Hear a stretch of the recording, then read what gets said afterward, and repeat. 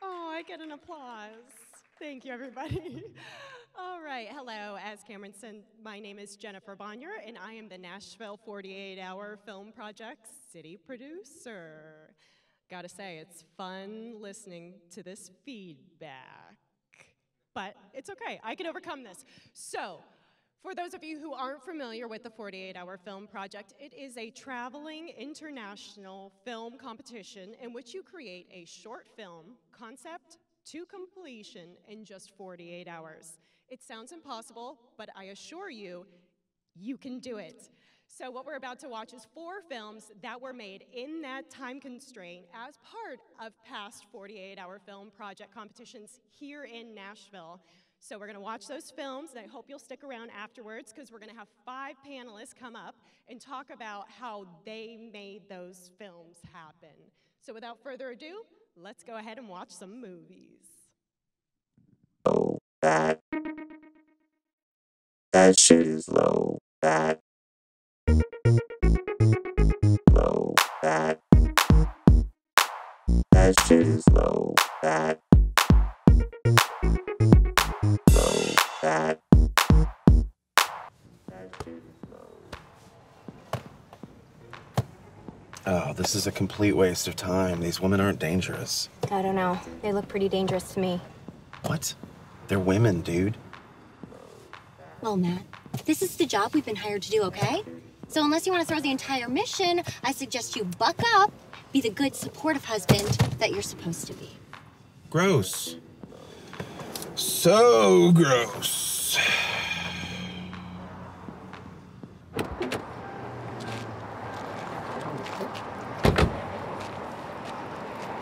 Come on, ladies! Squeeze those glutes! Flex those hips!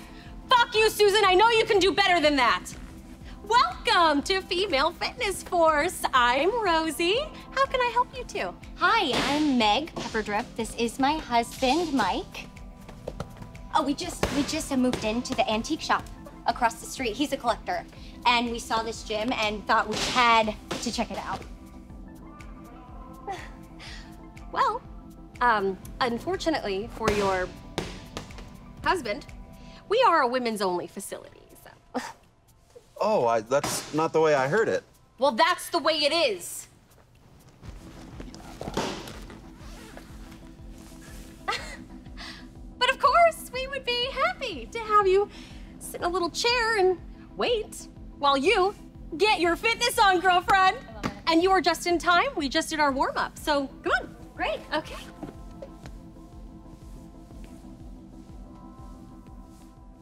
All right, ladies, grab those dumbbells. Let's get those asses in gear. Now, again, we're going from our skull crushers to our ball crushers.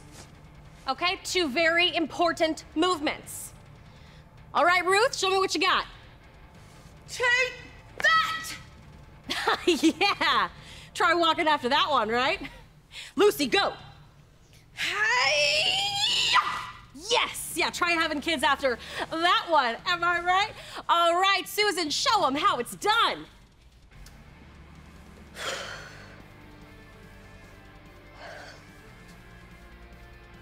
No, Susan, you gotta go harder than that.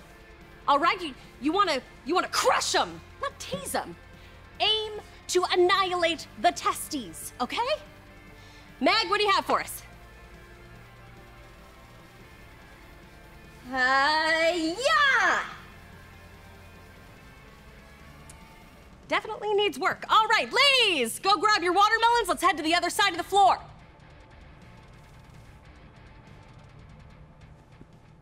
Now remember, the male human head requires about 2,300 newtons of force to completely crush the skull. So I need you to come down hard with your weapons. Lennon, honey, why don't you join us? You're the future. You need to learn how to crack some skulls. All right, on my mark. Ready?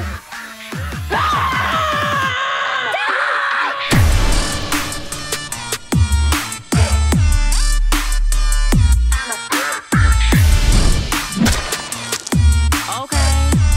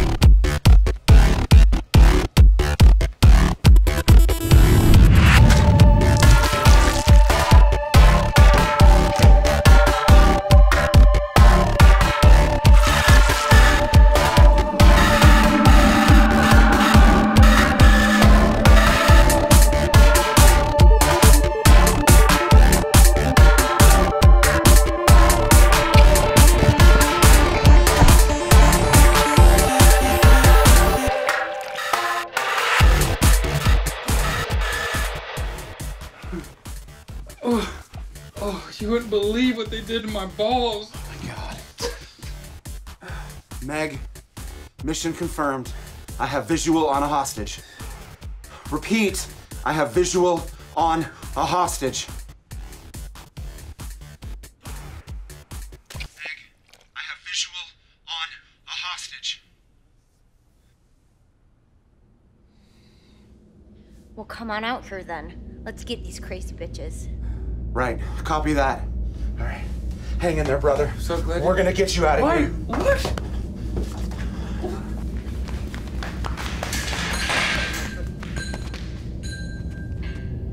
What the hell?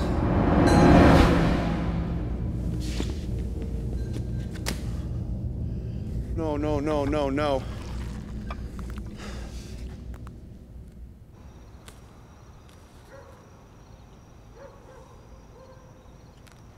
Hello?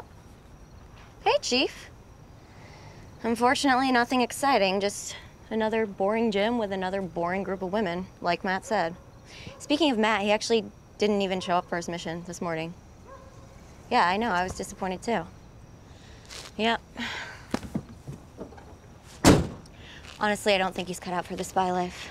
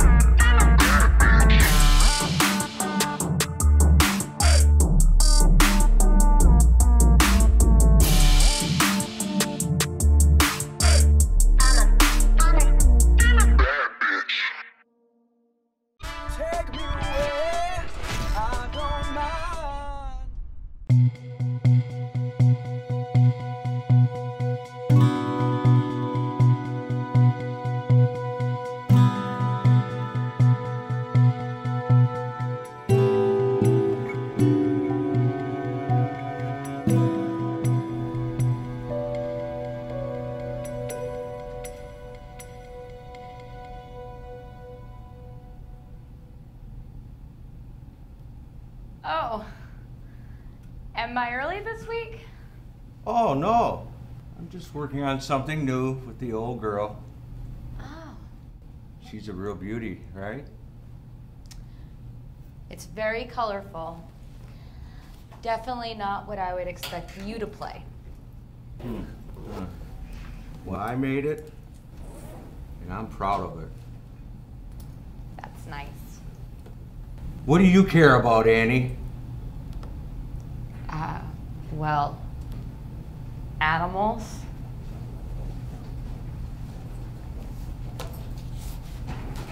Hey, Jeff.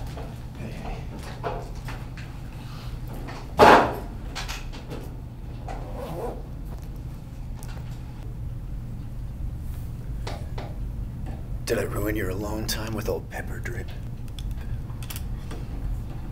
He's really on one today.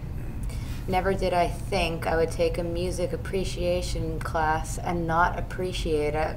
Well, the good news is it sounds like he's gonna be out of here after the next semester. Really? Yeah, he's getting terrible reviews. I guess his childhood story about him falling and hitting his head on a toilet isn't going over well. All right, class, let's get going. First things first. I want to tell you our small class is getting even smaller. Carrie will no longer be joining us. Excuse me, Mr. Pepper Dick? That's Mr. Pepper Drip. It's not the way I heard it. Let's move on, unless someone else in the class wants to waste more of our time. I don't know what you're talking about. Stop it, Jeff. Annie is a good student. You should take lessons from her, Jeffrey. So they say music is a collection of emotions. I don't agree with that. Take this guitar, for example. More than emotions, it collects memories. And unfortunately, along with that, it also collects a lot of dust.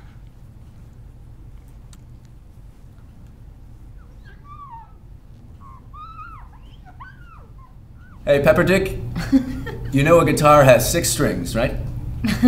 I said that's pepper drip. And you don't put any string anywhere, Jeffrey. Each string has a story of its own to tell, a life to give to the body of the instrument.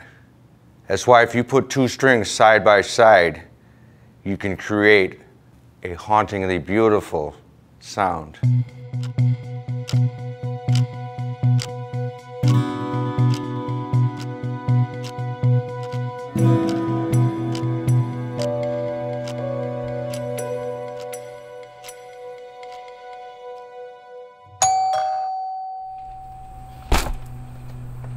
Mr. Pepperdrip, what are you doing here? You seem to have forgot something in class today. Mr. Pepperdrip, how do you know where I live? Quick university database search.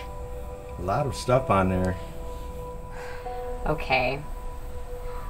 Well, I guess. Thank you. Beautiful home. It pairs nicely with you, Annie.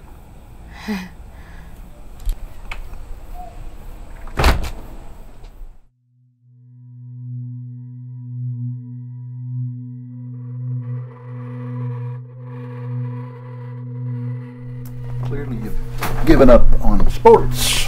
What are you doing here, Dad? I come to hear you play. Play something. I told you I don't want you popping in. You're playing. Play something.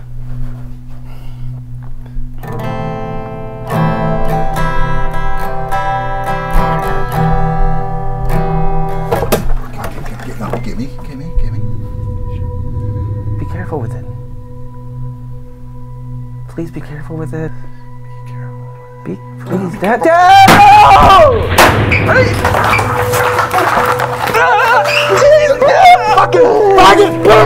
Fucking fight!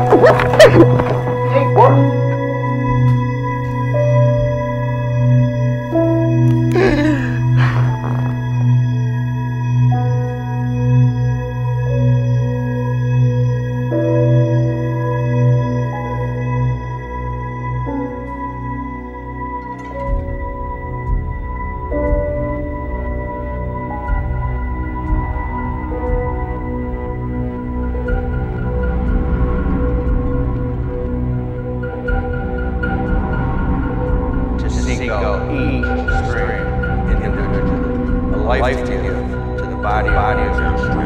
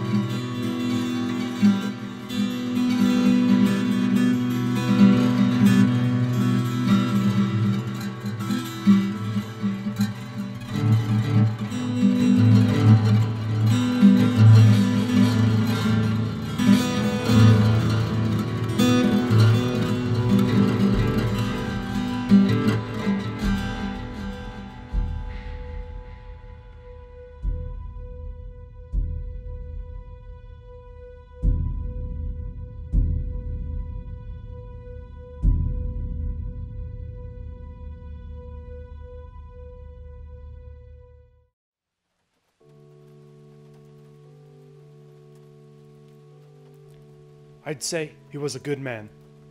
But truth be told, there's no such thing.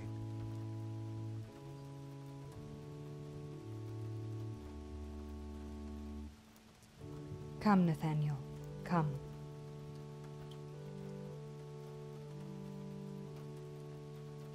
Professor Shentor, you were my favorite teacher that I've ever had. When the light inside me began to dim, you took me in and reignited it with your passion for knowledge and cartography.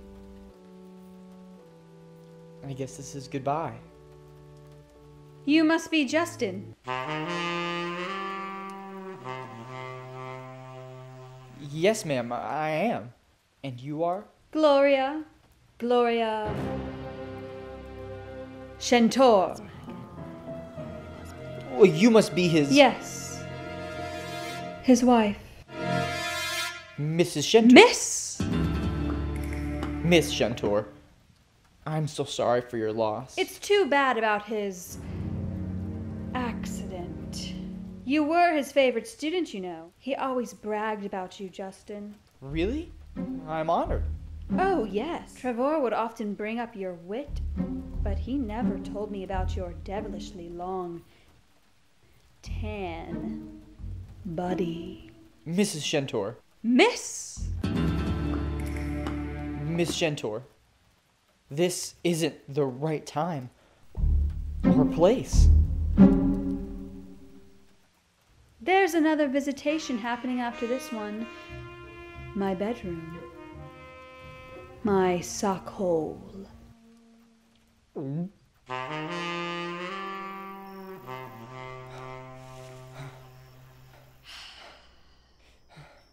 We really did that. Why would we do that? What's the matter, Justin? You didn't enjoy your after-school lesson? No, I did. I mean, I really did. But how could I do that to Professor Shentor? How could you, Mrs. Shentor? Miss! How could you, Miss Shentor? Listen, Justin. Trevor's gone. I'm a widow now. As unfortunate as his accident was, he would want you to move on. Hell, he'd want me to move on. So that's what I'm doing.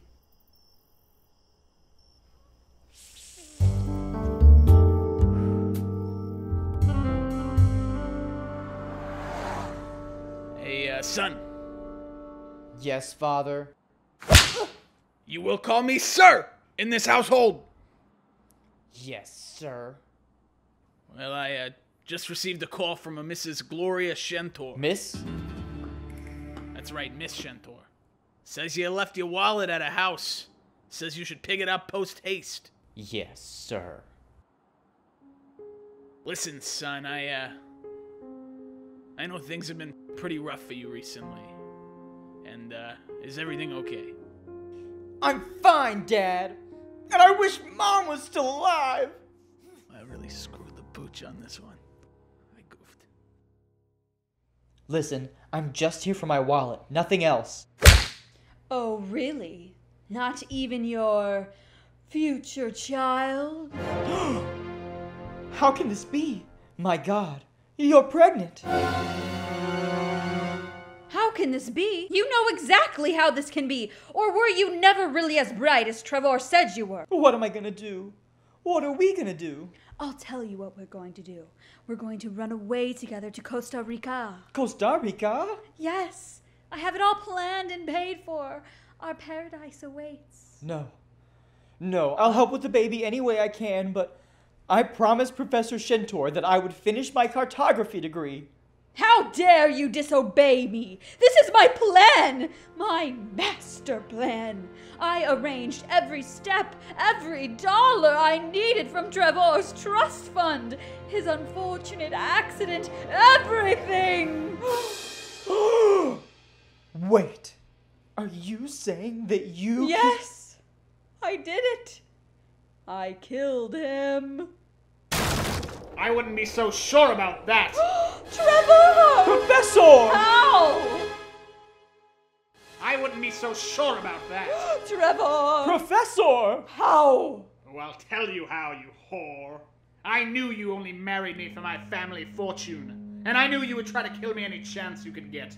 So when I noticed you messing with my parachute just moments before jumping out of that plane, I decided to fake my death. You faked it? Just like every orgasm with you for the past 30 years. But I'm not faking this! Professor Shentor, wait! You can't kill her. She's with child. My child.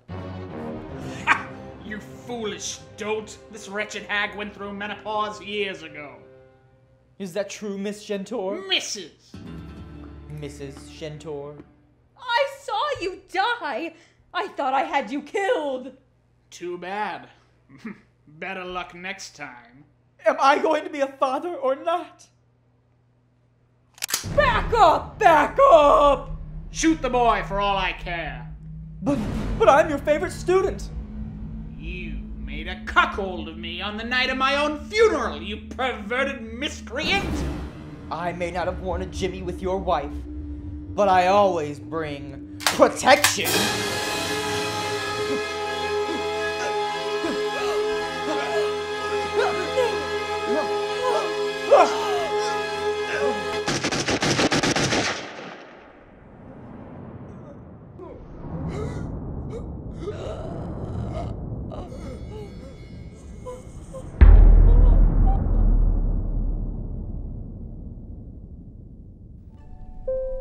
We are expecting to land in Costa Rica in 2 hours. Peanuts or pretzels, Mrs. Shentor? Miss.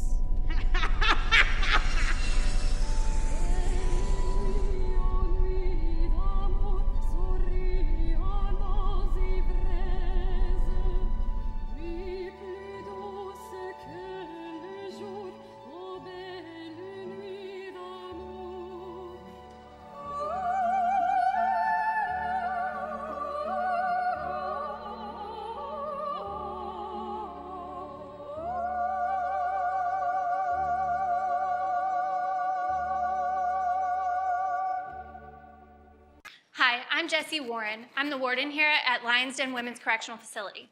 Here we're known for our superior staff and our Scared Straight program.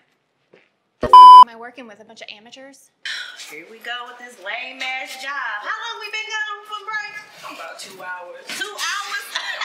I got my nails done and everything. You know what I'm saying? I took a little nap in the car. Not a nap, you know? But you know what? What the warden gonna do? She need us. Right, she ain't gonna find we the best officers up in this thing. Who they gonna find? Not me. Not Tasha. Hell no. You see what I have to work with? Tasha and whatever. They're a bunch of clowns. They clocked out for their 15-minute break and they've been gone for 2 hours. I heard they got that new Scared Straight coming through here today. Oh, that program? I know.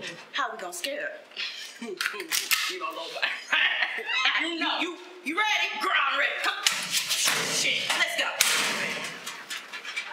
So what's up? This your girl, Lil Baby, 14 years of age. Got caught stealing mama car, burned down the school. Too bad. Look, I bet Brianna, I don't know who Lil Baby is, but whoever she is, she's staying in there tonight. They gave me my wallet, she took it. I don't even know when she got it. The bailiff gave me my watch. You know what?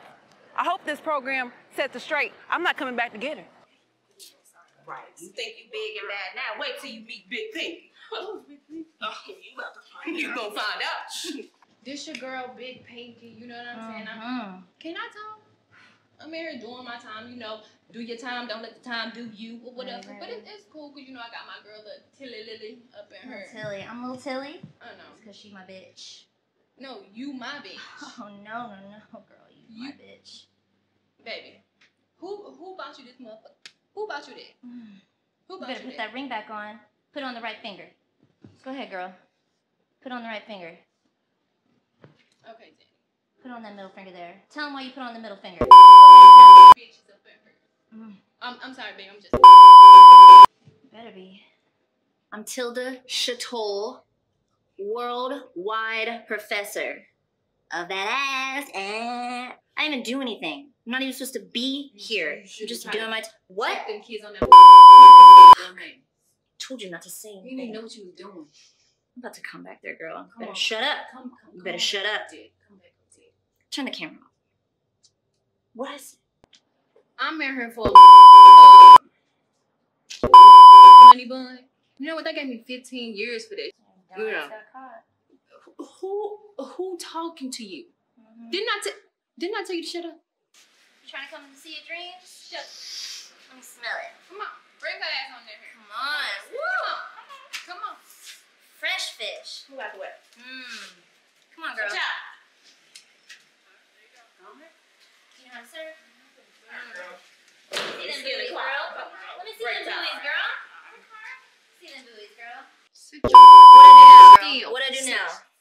tired of you swimming in these ponds. This is Keep it the mad at only Daddy. pond you're supposed to be You know you swimming ain't mad at in. Daddy. You can't stay mad at Daddy.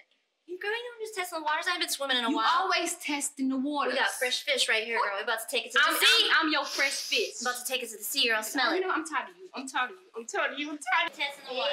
Just your body. Everybody. I Not everybody. thought you loved me. Show me that butt, girl. I thought you loved me, Daddy. So you just think you gonna run away? Too bad. Better learn this time. Interrogation we go, honey. And Dave, he's totally but I hired him because he's cute. Here. Wow. Not expecting all this. If I look at the camera. Okay. So, I'm Dave. It's my first day. I met the warden. Intros this morning. And I think she kind of likes me. A little bit. She gave me this gun.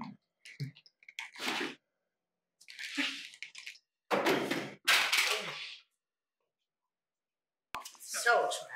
Sit your ass down. You're running all over the place, got me tired. Here's the little escape artist. Time to go. Time to go? Are you even a cop for real? I think I am. They gave me this gun. Look at him. Look what he doing. His interrogation skills are horrible. Let me see your badge. Just got it today. Look at that. Look at that. Look at that. Oh my. Come on, give that back. Make me. I'm gonna go to the warden. Do I like my job as warden? I mean, the benefits are great. They paid for my beach house in Malibu, but my staff's a bunch of fucking morons. Fucking Dave. Let's make a deal. I'll let you go home if you give me a good review. Well, I heard they made some kind of deal. I'm not in there making no deals with them. The deal is they can keep it.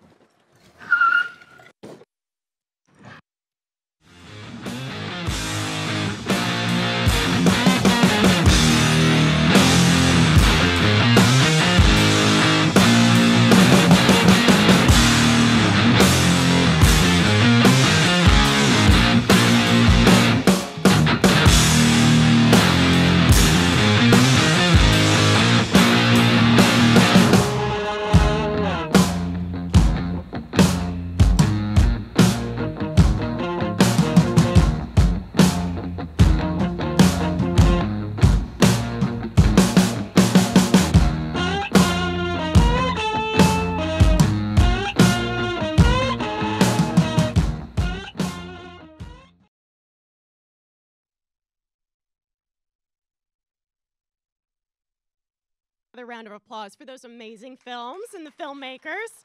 Thank you so much. All right, we are about to start the panel portion of our evening. I would like to welcome our filmmakers up, starting with Lexi Nemo. Come on up and join us. Thank you. We also have Bobby Rindage here. Alex Bennett. James Halleck. Lexi, if you don't mind heading straight on over there. Thank you, Mike. Thank you, thank you. Got to get everybody seated. This is a big room, you guys. For all you at home, big room. And, of course, the lovely Jasmine Nicole Schuler. Thank you so much. Come on up. All right, you guys. First, I've got to start by just saying I am so excited to be here. Like, just so happy to be talking with amazing filmmakers like yourself. Let's just dive right into some great conversation. If we can, let's start by going down the line and having you, again, if you don't mind, just telling us your name, the film that you were a part of, and the role that you played in the making of that film. Awesome. Well, I'm Lexi Nemo. I was a part of 2300 Newtons, and I played the role of Rosie. I'm Bobby Rindage. I did High Strung. I directed, wrote it, and a few other various things with family and friends. I'm Alex Bennett. I was part of Widow Me This with Fool's Pajamas Productions, and I was a producer and then the set design for Widow Me This. Write it too. I'll try to. I'm James Halleck. I worked on Widow Me This as well, and I was a editor, cinematographer, sometimes co-director, you know, and a hand at times. We were all hands at some point. Hello, everyone. My name is Jasmine Nicole Schuler. The film I did was Locked Up with the amazing cast and crew. I was the DP and producer. Great. Well, I would love to start by kind of just talking about the creative process. So one of the things that I find the most challenging about the 48 is, of course, you have a very, very short time frame to make a movie in. And there's a part of me that's like, oh, yeah, I can shoot a movie in 48 hours. Yeah, maybe I can like rush through the editing process. But I'm always intimidated by the writing, the creative, because for those of you who aren't familiar with it, these people draw a genre out of a hat at 7 o'clock on Friday night. They're given a line of dialogue, a character, and a prop, and then it's just like, go. Good luck, hope you can make a movie. So that's really intimidating, and I'd love to let's go down the line and kind of talk about the role that you guys played in the creative process of your film, whether it was actually coming up with it or just playing a part in executing the creative. Lexi, we'll start with you. So this was 2300 Newtons was my first time ever doing the 48, and I submitted an audition tape through you all and was contacted by Jessica Walter, who was our writer, producer, just creative genius. I'm obsessed with Jessica Walter. And she contacted me and she was like, hey, I want you to come to our team meeting and we're all just gonna talk and kind of gauge interest, see what everyone's feeling, but just like, don't tell anybody, but I want you to, no matter what we do, I want you to be our lead. And I was like, thank you so much. And I went to the meeting, it was great. Everyone just kind of like talked about like, oh yeah, I can be a part of it a little bit, or I can be a part of it a lot.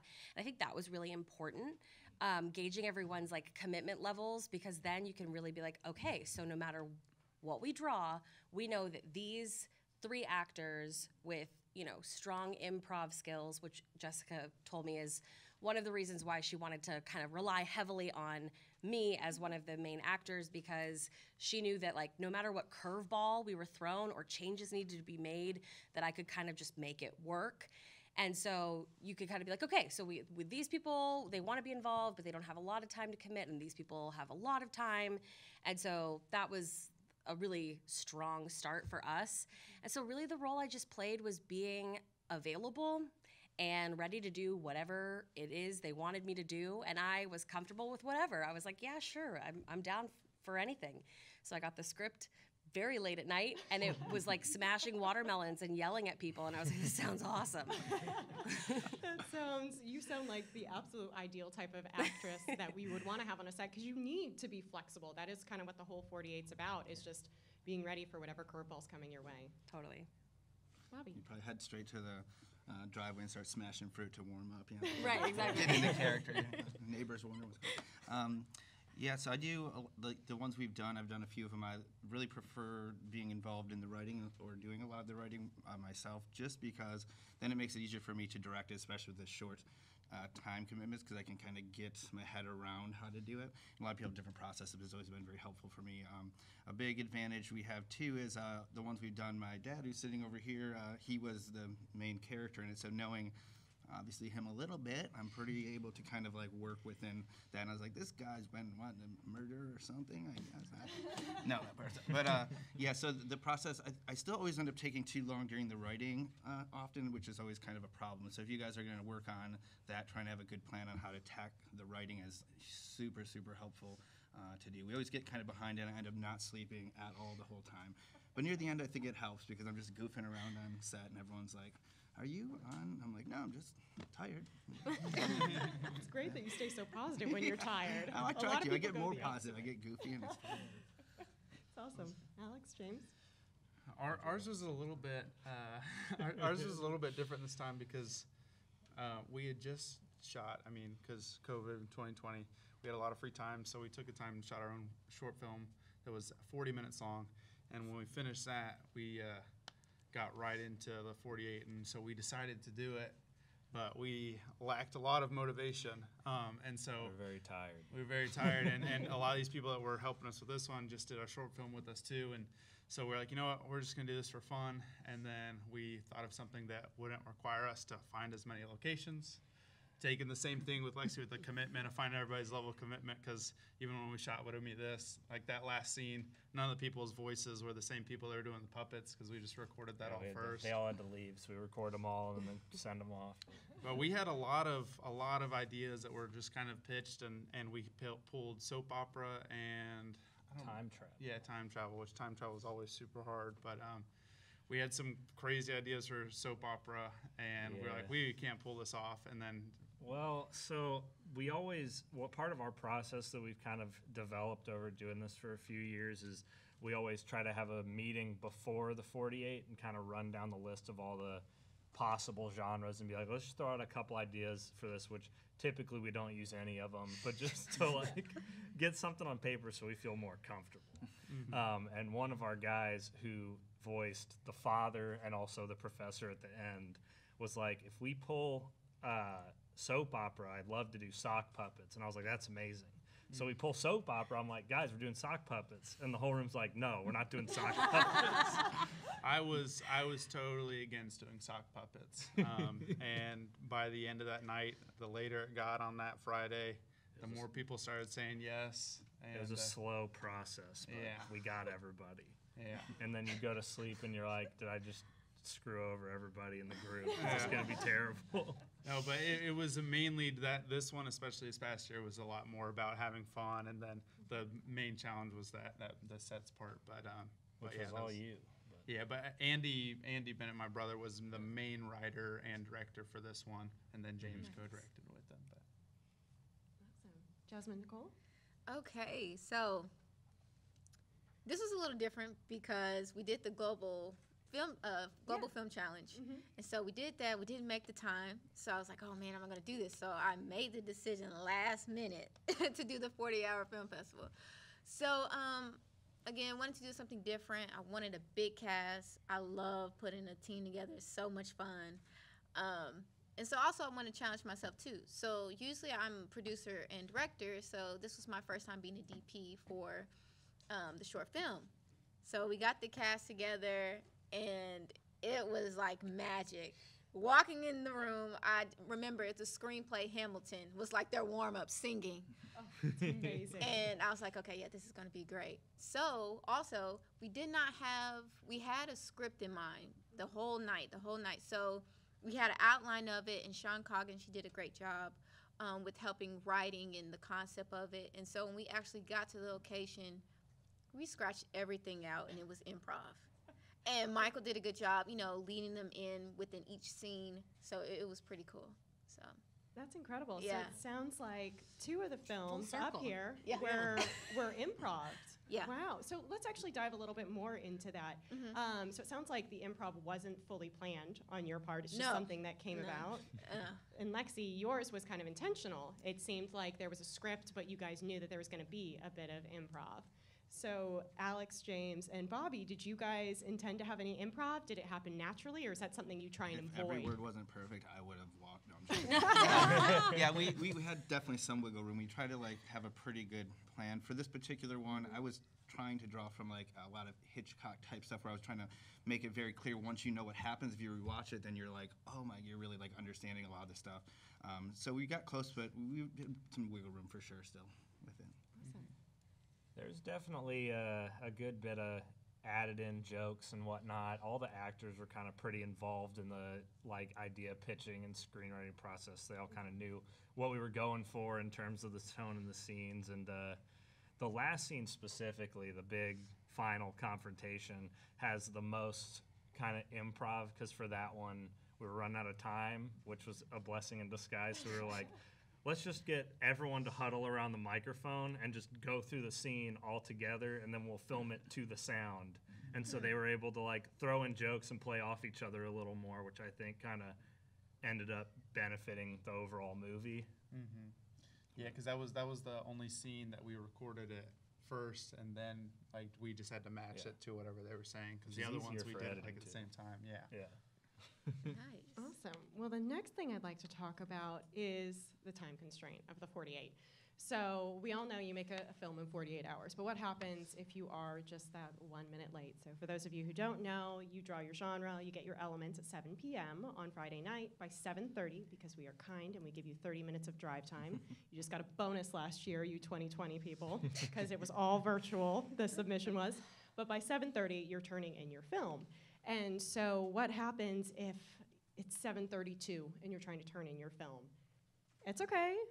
You may not be eligible for all of like the main huge awards, but you are still eligible for some things. And something I want to talk about is 2018, which is when 2300 Newtons and High Strung were made, is we created a brand new award called the Bittersweet Award. And that is because of the amazing quality of these two films right here that were turned in just a minute late. So if you guys don't mind, can you share the story of, I know it's hard to relive it, but talk to us about the experience that year and just what it was like making a film and still, you know, pushing through to the end when you knew you weren't going to make it, getting it submitted, and just what it was like being able to make a film and then also be eligible for this new, brand new Bittersweet Award that came about because of you guys. Yeah, so I texted Jessica Walter today and I was like, can you jog my memory? I think I maybe blocked it out to like protect myself from the trauma of the experience.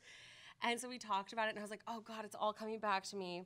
It was so intense. And I think maybe we overreacted a little bit. I like fell to my knees in tears. It was a whole thing. So we were killing it. Like I mean, our team was a well-oiled machine. We all worked very well together. We were making great time. I mean, it's 48 hours. That's no time at all. And so we were just like not worried one bit. And I don't remember exactly how much time they allotted for like downloading, because you know it's very wise to, if you didn't know this, it's very wise to like designate time for each individual step. Like every little thing needs to have 30 minutes for this, 20 minutes for this, because otherwise you're gonna run out of time. And so I think maybe they set aside like 20 minutes, maybe 30, and honestly, it could have been less. They thought, oh, downloading it will be so fast. Once we're all done, it'll download quickly, no problem. Well, first the thumb drive wasn't big enough. They had to go get another one. And then that one, the final product was downloading so painfully slow. They stared at a screen watching it download for an entire hour, just watch the most painful hour of their lives. So then, the moment that it was done, Jessica grabs it, she jumps in the car with her boyfriend Kyle, and they're speeding down the road. Jessica, allegedly, I will not confirm nor will I deny, ran through multiple stop signs. That is commitment Committed right there. crimes, okay? Trying to get this thing on time. When she pulled up to the venue, she didn't even put her car in park. She jumped out, and Kyle had to get into the driver's seat to park it. Not kidding. She risked life and limb for this. And she's running up, and she gets to you. And you looked up at the clock and just said, no. And she fought back tears, and it was really embarrassing, and she was just really upset, and then she had to call me. And if you don't know me, breaking bad news to me is not fun. I take things very hard. Yeah, I like actually literally burst into tears in front of a bunch of friends and family at a child's birthday party. I was holding a cupcake in my hand. I was by the pool. I was like living my best life.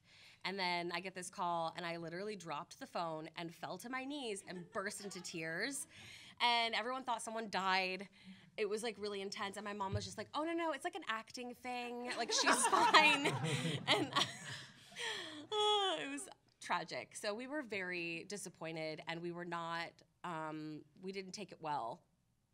I feel like I played some part in scarring you for life. Like, I'm And I very mean- sorry I asked this question. And like, you know, and Jessica was like, we're gonna go to the screenings and we're gonna go to the awards ceremony, and it's like you know, it's gonna be fun and it's fine. We'll get them next year. And I was like, yeah, okay, you're right. And so then when we were there and we found out about the Bittersweet Award and we saw, you know, at the screening, like everyone's reaction to the film was so rewarding. The fact that people like laughed and, you know, gasped, and afterward they were coming up to us telling us how much they loved it. Like that's honestly, that's all you need. You know, the fact that you entertained people and made people happy, like that's the best. So then when the Bittersweet Award happened and we got that, it was just a really nice gesture that made us feel appreciated for the hard work we did. We totally understood the time constraint. We totally understood that rules are rules, and that's the nature of the game, and we didn't expect any special treatment or anything like that. So that gesture was just so kind and encouraging, which encouraged us to compete again and then win the next year. That is Yeah. a really incredible story. Just to, sorry, go on a side tangent with you really quickly is, your team is a wonderful example of somebody whose film was turned in late, which, if I'm remembering correctly, Fool's Pajamas did something very similar. Hold on, I've got to remember that. What is it called? Well of Souls? So we did the Well same of thing where Souls. we were I driving can't over sing. here. James was finishing exporting. I had my hotspot on, downloading it on my laptop as we're driving. And I didn't know there was a Bittersweet Award, so thank you guys for creating that. Because then later, somebody told us that we had won that award, and I was like, oh, awesome. But yeah, then that was the same thing. We were late that year, then came back and won it the next year. So amazing.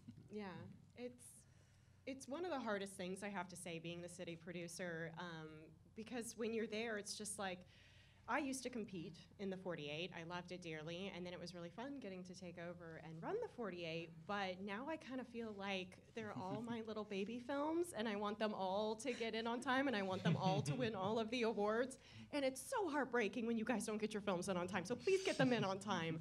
If not, though, don't worry, you still get to be a part of the screening. You are still eligible for some awards, and we do now have that amazing Bittersweet Award, which is our way, again, of just acknowledging the incredible hard work that goes into making these films.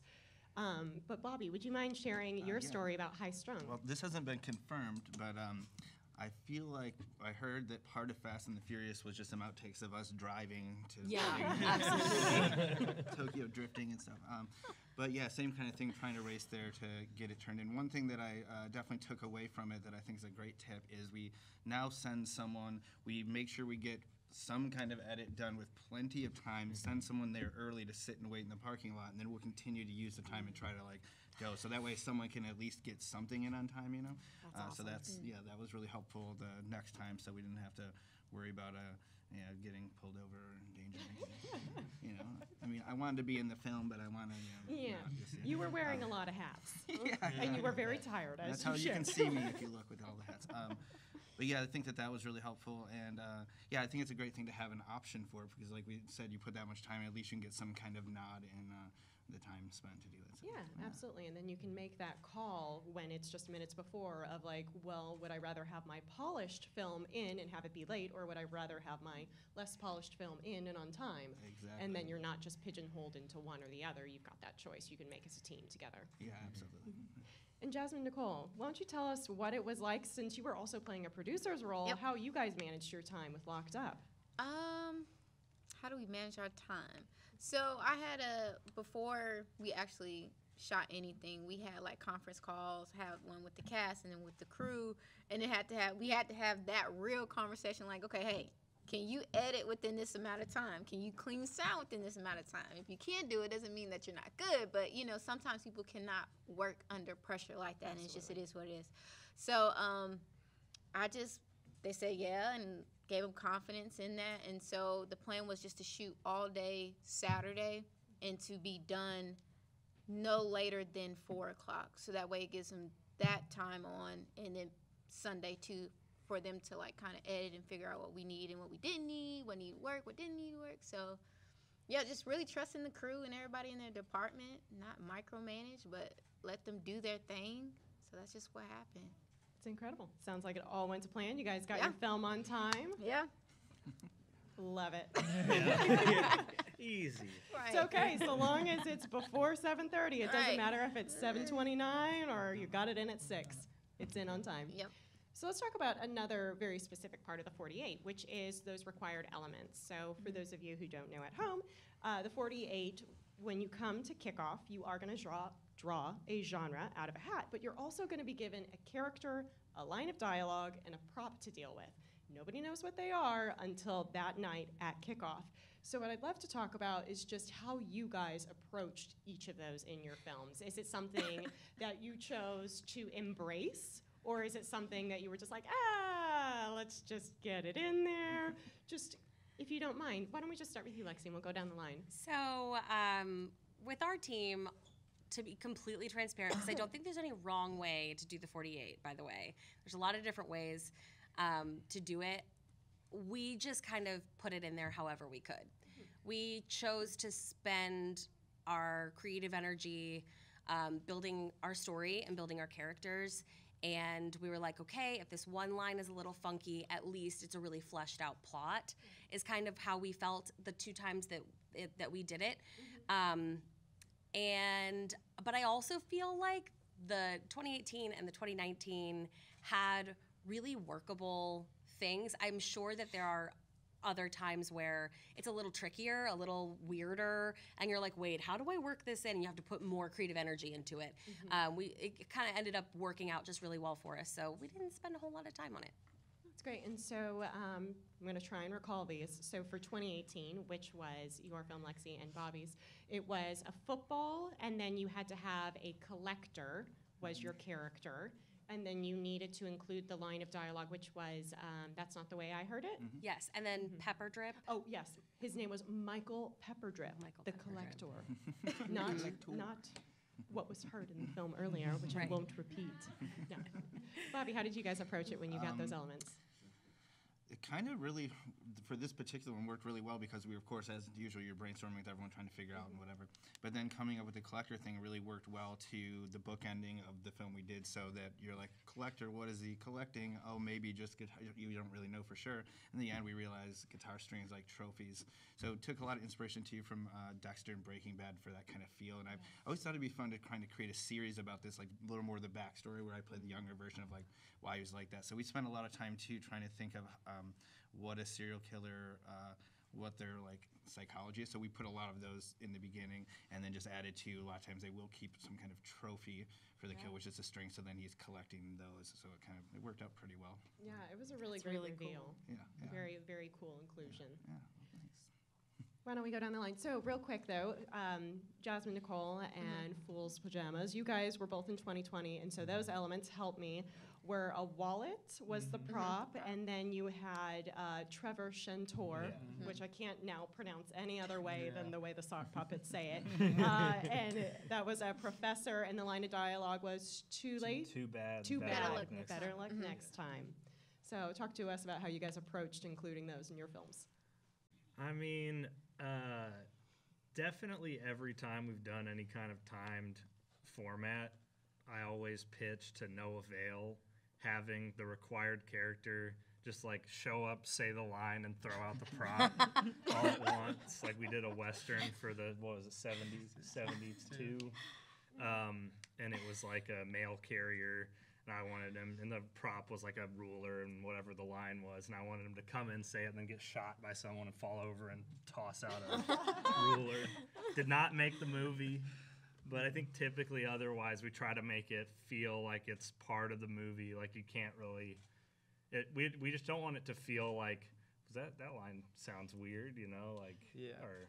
I think this line really fit in better than some of our ones in the past, and then I think the Professor Shentor worked. It's a very dramatic line. The wallet gets thrown at him, and I think how many frames? The wallet's on screen for about 6 frames, I think. So So it we get nominated for best prop, but for the other two, use the prop.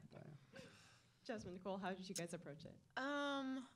Only thing I can think of is orange is what the new black that shows. So like anything in there can happen. Anything goes down. So Honestly, when we thought about the line, I was thinking, I'm sure they thought about escaping a couple of times. The wallet is kind of like, okay, why did she get in there? So we wrote it all down.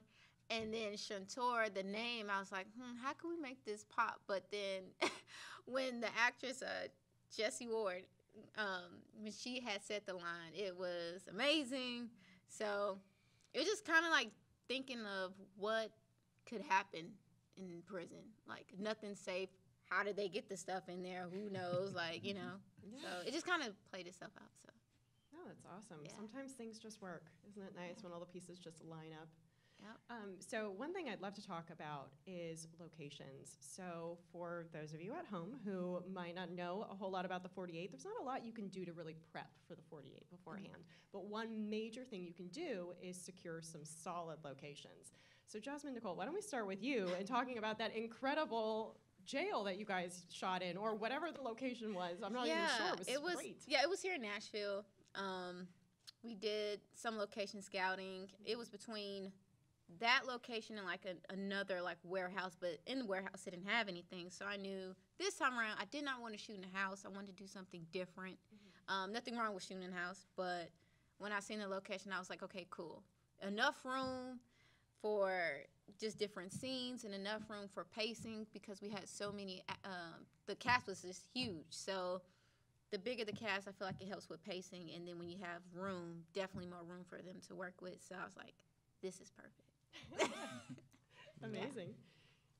Fool's Pajamas. I mean, your location was a little different because it's sock puppets, but that was what I was Amazing. starting to hit to earlier. I mean, they had some crazy sets, and ours was like, well, we just finished that other short film that we were working on, and so we were like, I was trying to think about different locations. And once we hit sock puppets, I was sitting there Friday night thinking, okay, I won't have to do as much traveling around, but that's where most of my time is probably going to go to building these sets.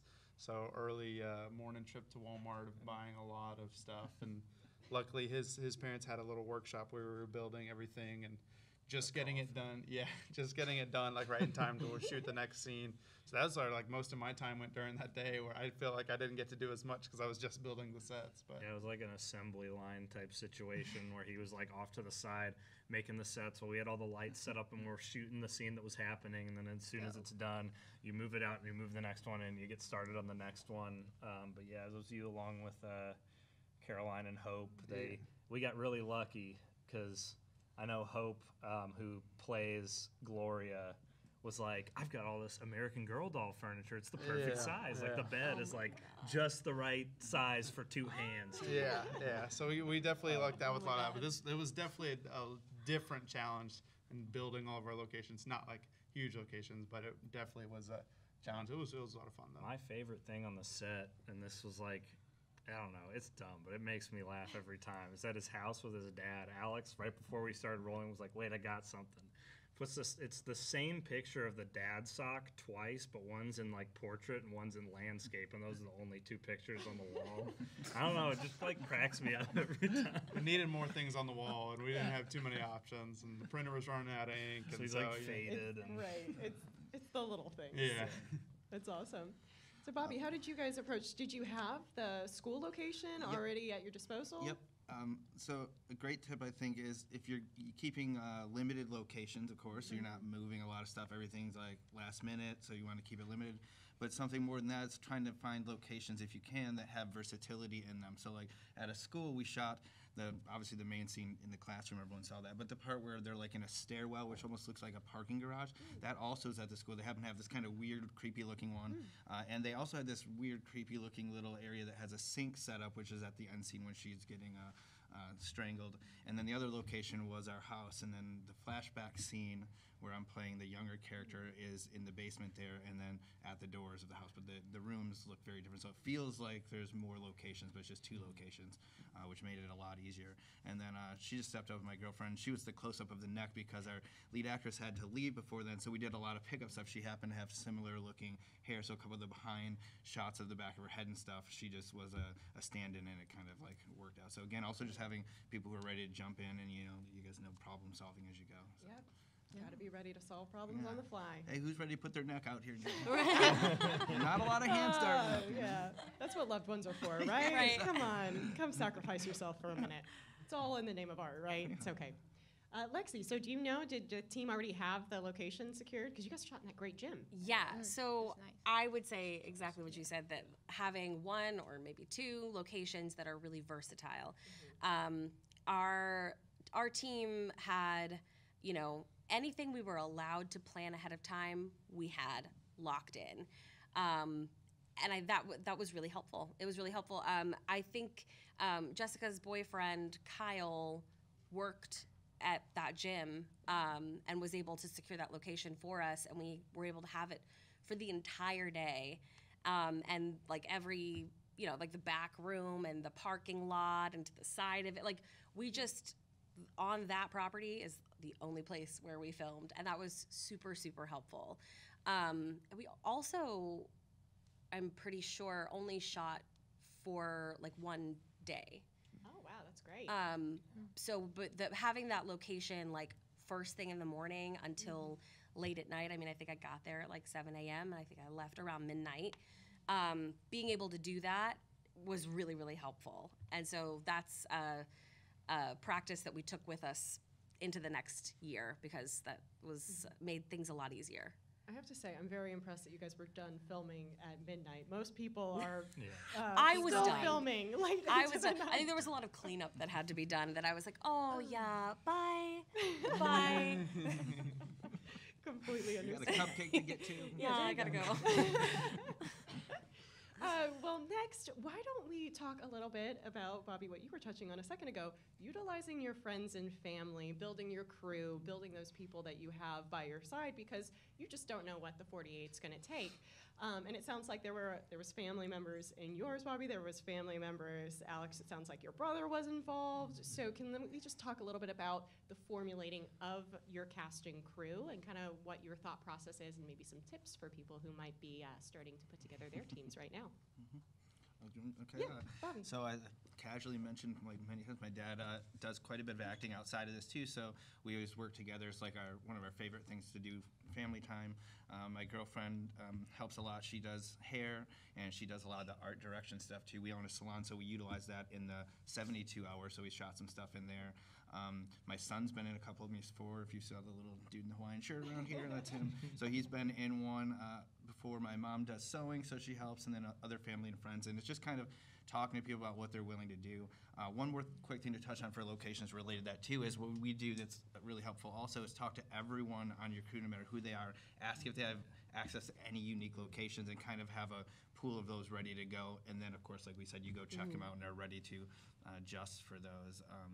But yeah, and then it's just other friends too, just keeping in mind. Like one of my really good friends, Chad, has this funny thing that he did the first one we worked on. I didn't remember calling him this way and saying this, but he told me later. I called him and I was like, "Hey man, I need like a silver, like a gold chain, and I know you have one." I was like, "Can I borrow?" He's like, "Sure." He's like, "What's it for?" I was like, "Well, we have this kind of," and I wasn't thinking about saying. I was like, "We have this kind of like scumbag landlord who we want to," and then he, at the time he didn't think anything, but he brings it up all the time, and I was like, "Oh, you just call me if you have a character who needs, scumbag." Like a scumbag. Yeah, he's my go-to scumbag. No, he's honestly great. So. But yeah, just that kind of thing, and then just kind of letting people know the versatility might be involved. One more side note that could be helpful: telling everyone to kind of take pictures of any unique clothing they might have. I think you guys mentioned some stuff about that too. So even if you're kind of as you're pulling, oh, I remember that actress has this kind of thing. Let's try to draw that into to make the budget and quality look higher than it probably was. Yeah. Absolutely. And then, if somebody's got a guitar they're willing to allow you to smash, like, that's a good thing to know. We looked at so many places trying to get like a really cheap $40, $50 used one. And this wasn't like a high-end, but it was a pretty nice Fender guitar. And we eventually were like, all right, so we end up using it. And then my assistant director, Chris, he does art too, so he had that really eclectic, colorful one already done, which just made the character more deep and complex. We thought it was kind of like an odd choice, so we thought it was kind of made it very really unique. Yeah, so James and I, and then my twin brother, Andy Bennett, who I was talking about, we have our own video production company, and we've helped out with so many people doing the 48s in the past. And then 2 years ago, I think in 2019 is when we decided to build our own team. And so that's why we kind of reached out to our friends and family, and we've used James's parents have a nice house and barn. Yeah, they down live south. out down in Thompson Station, so they've got there's a lot of good woods and places like that. That's the biggest kind of family utilization, at least for me. Yeah, but we've used that location a lot, and then this year was obviously different. But we reached out to everybody. A lot of times, what we do that same thing is we try to get that script on. Whether you're getting it super late Friday or early Saturday, we'll send it to the whole group and like, hey, read this. If there's anything you think you can, like, donate or let us use, then send pictures. So there's just so many pictures going to everybody early Saturday before we get shooting. Also, typically, I think when it comes to like getting people for our group, a lot of the people are like, they like to do lots of different things. So like all of our actors will use, like even for a lot of them, if acting's like their main thing that they like to do most, they're still like, well, but if you need me to write, I'm a pretty good writer. Or like if I can get behind a camera, I can work a camera or boom or whatever. So that's pretty good because you never really know like what roles you're gonna end up needing. Because you could have the best actress or actor in the world, and then there's not really a role that fits them. And you don't want to just be like, well, thanks for coming by. Like, it's a lot nicer if they're like, well, I can run camera, and it'll look good. That's incredible. Versatility. They keep coming back to that. Be flexible. Yes, very flexible. I know sometimes it can be hard, especially if you're starting out in the film industry. No one knows you. And I started in 2019, but when we did the Global Film Challenge, I met Shonda Gardner, and she was in Run, and we didn't make it. I was like, oh my gosh, you're not gonna work with me again. Oh my gosh. But I can't really talk about cast and crew without talking about trust. So the biggest thing is I wanted them to let them know that I'm trusting you, and I want you guys to trust me too. So it's bigger than just like, oh, this person acts. They want to feel like they can trust you. So I never take that for granted. And the crew and the cast, especially the cast that I work with, they trust me, I trust them, and I always keep that integrity on and off set. So really, it was Shonda. I was like, hey, I want a big cast this time. And she's like, I know this person. And then next thing you know, it's like, when we got there, it was so much fun. But then it's like, oh, man, we're really a family. Next thing you know, after the set, we got group chats, and we're all just hanging out. So it's like, once you build that community, it's more like family. But then you don't overpromise. You don't tell them, hey, you're going to get all the lines. You don't tell crew like, hey, I want it this way and it has to be my way, So it's all about giving them their space, but also allowing people to have their space and be creative. You have to give them room, and sometimes we want things to be so perfect. Sometimes as filmmakers, we see the vision, but keep in mind, like, you gotta have some talent on screen. You gotta let them do their thing. So it's really about trust. So that's just my take on that. That's really beautiful. I love that. I mean, filmmaking is one of the most collaborative arts for sure, so you've got to surround yourself with people that you trust and that hopefully trust you as well.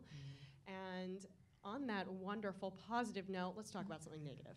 So we all know, again, the 48, it is so much fun, but there are highs and there are lows. Would you guys mind sharing maybe a low or a challenge that you met on one of your 48s, or just something that was a hurdle that you had to overcome? I feel like I got a lot of nods happening right now, so I'm not going to force anyone to go first. As soon as someone has something, I would love for you to just... I have a picture of someone. If you see this person, don't do it. No. I'd say just kind of making sure that people get enough, figuring out the rhythm of getting some rest and having good craft either. You always want that, but like people, you're not sleeping a lot. It's tense. You're running around, so that if people are hungry and they're tired, you're kind of setting yourself up. Sometimes it's something that's still not a big deal, but small could be avoided by doing that, because I feel like that's some of the most tense type of moments. Then I think we kind of went over, but trying to make sure you get stuff in on time and in a safe fashion, like most negative thing would be turning it in late after you worked hard, but that's kind of avoidable, but kind of not. It just depends on what happens. But I think that's the biggest thing for us. I don't think we've never had any ultra major train wreck other than, like I said, some tensions that would be avoidable with people being fed in those Snickers commercials, right, where they're like, don't you start seeing the Betty Whites run around the set, you want to make sure you keep them fed, Oh, I love it. This is such a positive group up here. Yeah, we kind of learned, I think, especially from when we turned in the one late in 2019. Well, the big part of that was I screwed it up. No, no, that was before the plug-in with the Blackmagic. Yeah, so we had just gotten a Blackmagic camera, and we were super psyched about it. But at the time, the format it shot in only could work in DaVinci Resolve, which still is getting there, but it's not the cleanest editing software on the street, So I had never really used it. I was like, how hard could it be? Which it's not that hard, but that's why we were late. Because I got to the end, and I don't know what I did, but I went to export it, and then I sent it to them, and they were going to have it on time. And they were like, the beginning of the movie is missing. Yeah. I was like, I don't know how this happened. But that was a pretty big, I guess, negative that we've now learned to. We usually have somebody who's doing that first original, kind of rough cut through that first night. And then we've adjusted the past couple film festivals we've done. Yeah. And then I guess the other negative was just all the negative feedback that James got when he did the sock puppet. When he said I want to do a sock puppet film. And how many people he was slowly pulling over to his side. That I was one of them. That I was like, I texted a friend that was in Chicago who helps us a lot, and I said, Tyler, I need you to come help me. They want to do a sock puppet film. And he got on Zoom, and then all of a sudden they won over Tyler.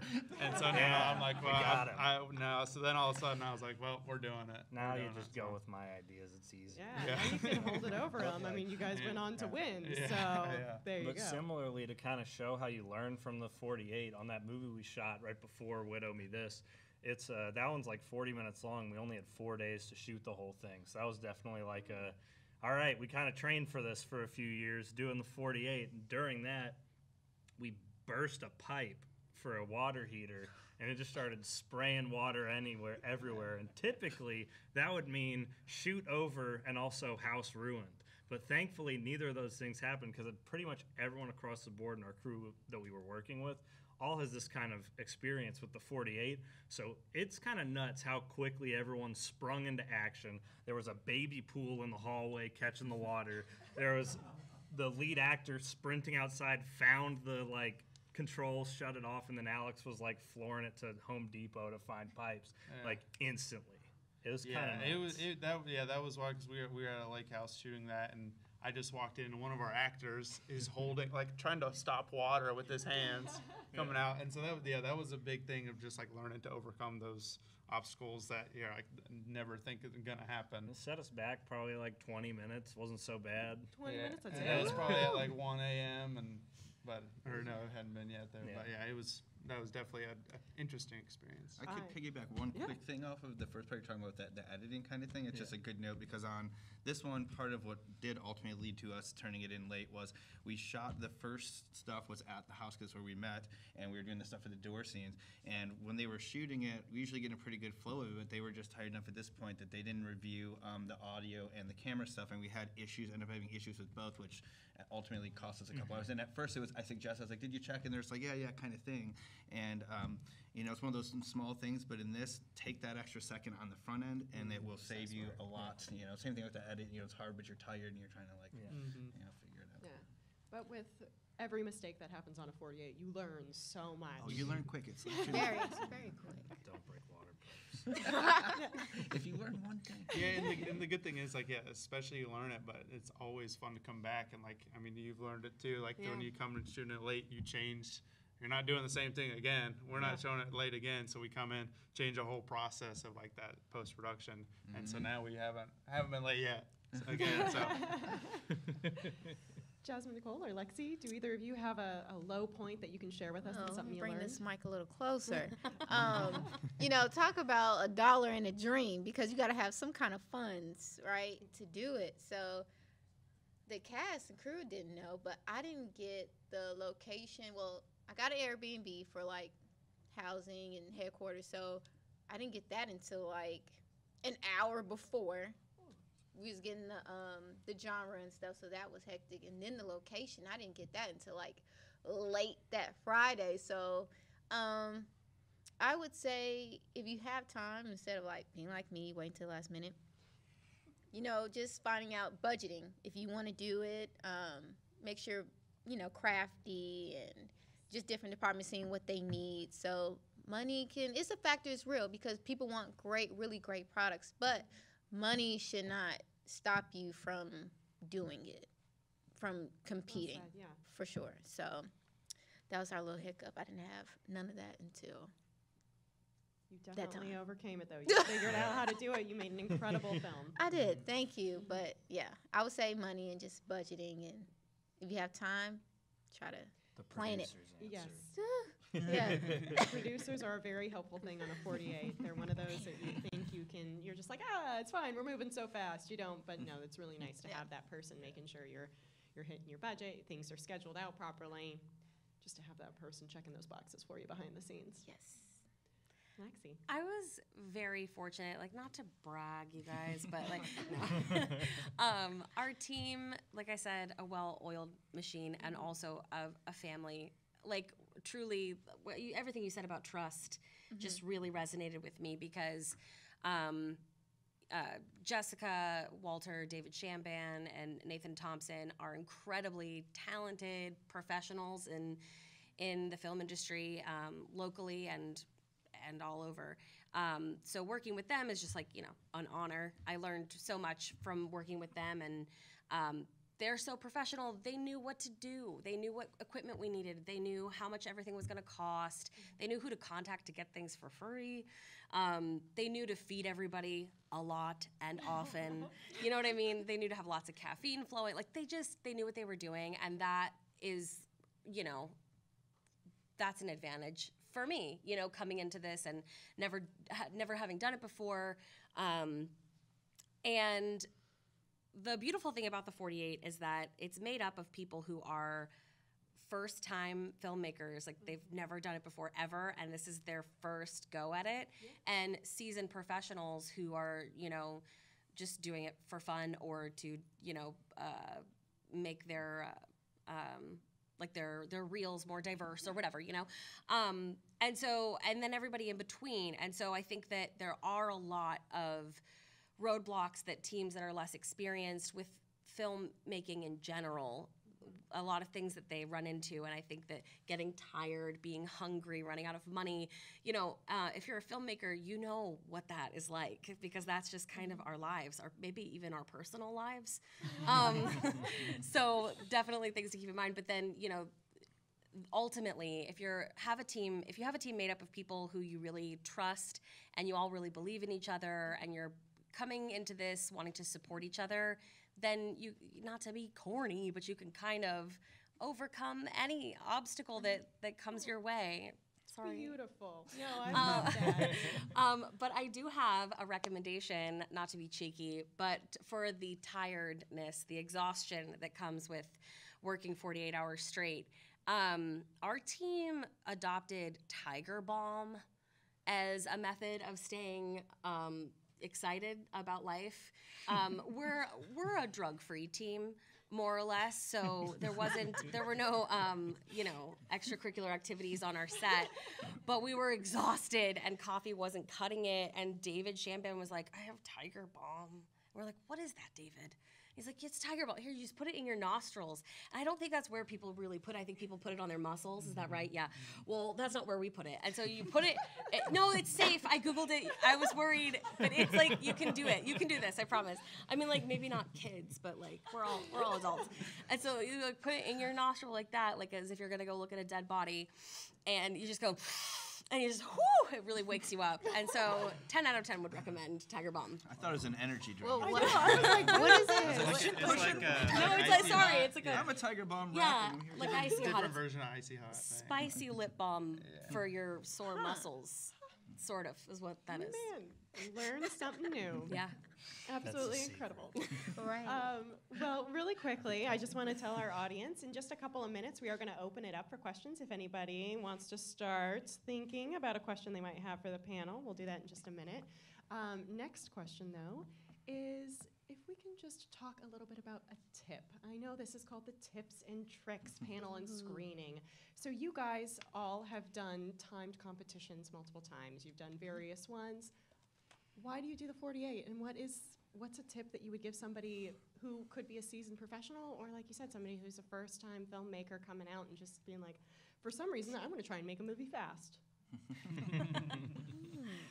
I think a good one would be, especially because I try to think of it through the context of not having done it, because a lot of, and I think you kind of think of films as obviously camera, acting, and story, especially like as you're getting started. So making note of, which we've all kind of indicated a lot of times, but things like really putting special attention up front into audio and focusing on that.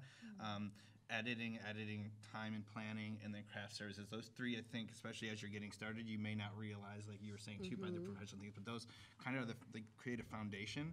And then even just one more thing would be getting, because you're always going to talk about, and you'll have tons of friends and family that may want to be involved that have no experience, which is great, but kind of getting some of them to understand to do PA stuff or being ready to just be quick runners, that can save you so much of a headache if you're kind of part of the creative team on it. So I think that stuff, especially if you're getting started, can be so helpful to kind of jumpstart your team. That's awesome. It's an easy thing to ask a family member to just go on a quick run. They might not understand anything about film, but sometimes you just need somebody to go pick up a jug of coffee. Like, or please. Tiger like, Balm. You or gotta have Tiger it. Balm. You have As a we all barrel. learn. Gosh, I remember with our second ISFL, I brought so many clothes. I have so many clothes. It's a whole thing. And I brought so many. And for some reason, none of them worked. Like, I was told, yeah, no, none of them. I was like, oh, my God, okay. And then they were like, okay, well, this would work with this, but really, we need like a jacket. Like, do you have a leather jacket? And I was like, well, it's the middle of the summer, so I didn't bring my leather jacket, but I have like 5 of them. And I really wish I had brought at least one of them. I was so frustrated. And so I called my sweet husband very early in the morning, and I was like, hi, can you just bring me all the leather jackets? And so he did. He walked in there with like a bunch of leather jackets, just happy to be there, happy to help. And our team actually ended up filming a TV pilot together. And my sweet husband, Will, was on hand anytime we needed something, just like, can someone go get coffee? Can someone just hold this? Can someone just hold this? Like, a lot of times what he would help with is someone was like, can somebody hold this? And he's like, yeah, I can hold that. And that's actually like really helpful. So yeah, definitely having some people willing to just be an extra set of hands. We just hand off, just hold this baby. They're like, whose baby? Like, Whose baby? Hold it. Right. It's baby show. And also what you were saying about like planning and stuff, I'm like just want to really really help you guys understand that you need so much time for all the little things you don't think you need time for, like downloading onto your thumb drive. Like, you think, oh, that takes 20 minutes. Every time I do it, it takes 20 minutes. But this is going to be the one time where things go wrong. So you put a lot of, you're like, oh yeah, we need tons of time for this and this and this. But you need a lot of time for even every little thing. So have a lot of people there to back you up if you need extra hands, and then also just give yourself as much time as possible. And if that means doing less, like if that means not being as fancy with, special effects, or, I think that less can be more. I think doing really, really well with what you're able to get done in that amount of time is you'll be better off for it than trying to do too much and not getting it done. So I'm definitely not saying like don't shoot for the moon or don't try anything fun and crazy. Definitely go for fun. I mean, we smashed watermelons. do fun, crazy stuff. But you know, we had one location and we had it scheduled. We're gonna finish filming from 7 to midnight, and that's it. And we're done, and we're calling it, and we're moving on. And maybe we could have been a little, you know, we try to be a little fancier with it, but that helped us in the long run. Yeah, I would say during the pre-production process, when we build our team, it's really finding out those commitment levels, what everybody feels like comfortable doing, and then even asking people if they want to try a different role that they haven't done. Like when you said they're doing the DP this time, it's like that kind of thing of, if somebody wants, I want to try doing the writing this time, then we're always like, yeah, that's awesome, let's do it. And then if they don't like it or they don't think it's a great job, then that's okay. Like, we'll come back to what you're good at. So that's probably the thing that we do most in the pre-production, is just finding out those commitment levels. We had a lot of people that couldn't be there during the Widow Me This at the end, which ended up still working out. But then for that editing process, we've figured out from being late of having that first person who is staying up through that night doing that first round of Working edits. in shifts and the editing is priceless. Yeah, and then you don't slow down. Yeah. Fall asleep on the keyboard. Just staring at it, laughing for no reason. Yeah, no, I think for Widow Me This, my brother Andy, he did that first shift, organizing footage, which I think is super helpful too. So you're not sitting there looking for everything, and then taking the good takes. And then I came in, finished the rough cut, and then James came in and did. Like 8 a.m. Yeah. Bright and early. Yeah. Taking us across the finish line. Yeah. And then that other thing that we've talked about too already is turning in that first cut. We turned in one that wasn't colored all the way to what we had, and then a couple other things we had, like audio levels wise. But Keep turning in versions of it. And then That's a good idea. for me, and this is just kind of something that we've found out over the last couple of years, because we've been doing the 48 in other groups for like, it's been like 6 or 7 years. And we used to always try as a group to do something that we were like, this will get the awards, like this, but it's way more important to do something that's like, what's gonna make you happy? What are you gonna love making? Because we were always making these like very like serious dramas, and there's nothing wrong with dramas, obviously, but like if you've seen our work, it's not really where our kind of heart is for what we want to do. So as soon as we started doing things that like made us happy and made us like excited to watch it, then I don't know, we're a lot more proud of. Yeah, we're a lot more proud of what we've been able to make when we're doing stuff that's what we actually enjoy doing. I love that. Yeah. When you're making movies, you gotta make something from the heart. Even if it is a crazy sock puppet movie, it can come from the heart. Right from his heart. Right from my heart, sock puppets. Oh, Jesus. Okay, the first tip I would say is, and I love the 40-Hour Film Festival because you do not have time to second guess yourself. So, well said. Like Yes. sometimes people don't make the time because it's going back and forth. Like, oh man, is this good? I don't think this is good enough. Well, you really don't have time to think if it's not good. So you have to go with your gut, and that's the thing. You trust yourself, trust your voice, your creativity. And my next tip would be is just to focus on the story. If you have a good story, it doesn't matter if it's not overly cinematic or if you don't have all the effects and all that. If the story is strong enough, trust me, because I know you guys have seen some stuff like, oh my God, the quality is not the best, but this story, oh my God, this drama series right here, I'm hooked on it, Or this comedy series is so funny. So focus on the story, don't second guess yourself, and again, just respect everyone's roles and have fun. That would be my tips. That is the most important tip. Absolutely. Yeah. Well, I could sit here and ask you questions all night long, but I want to open it up. Is there anybody in the audience that has a question? If you do, there's a microphone right here. You're welcome to come ask. If not, I will just keep on asking questions because I got plenty of them. Nobody at this point? All right. Well, please, yeah. Oh, don't embarrass me. Hello. Hi. So this question is for the entire panel.